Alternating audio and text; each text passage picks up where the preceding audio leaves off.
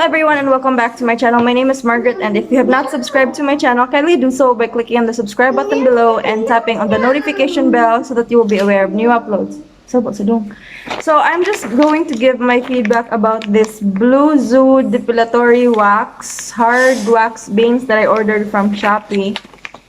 Aside from it's expensive, it's not really that effective in removing hair, pubic hair from your underarm. I tried it just today and I thought it was better than Epilin. However, I proved myself wrong. Mas nindot ang Epilin, guys, because if you wax it once, daghan na kay mga tangtang kani kay murag nag 2 rounds na ko, daghan gyapon gyud siya nabilin sa kong ilok.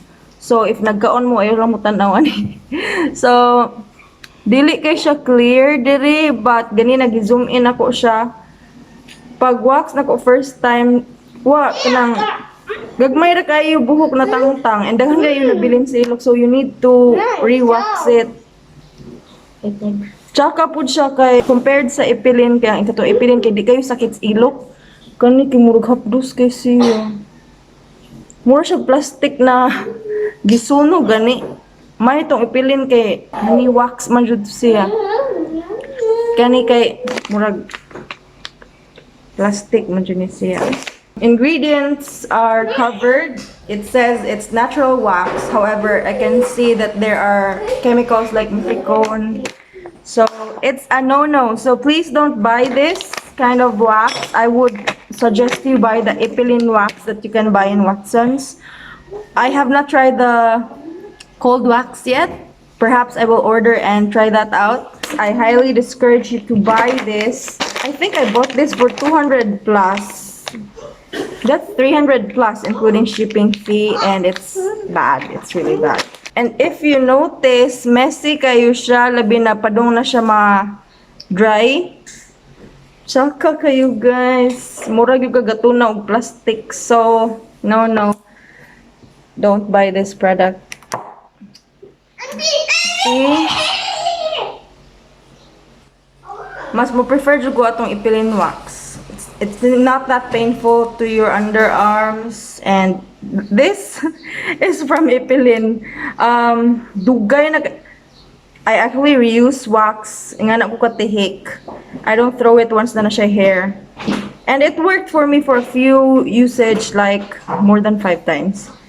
Kani kay wow, bati jud kayo mura man kagalana yung plastic ani. So please don't buy this from Shopee. No. I think you can just order through Watsons. They also deliver. If not, you can buy from. If not, you can just search Epilin wax in Lazada or Shopee, and then purchase that one instead of this.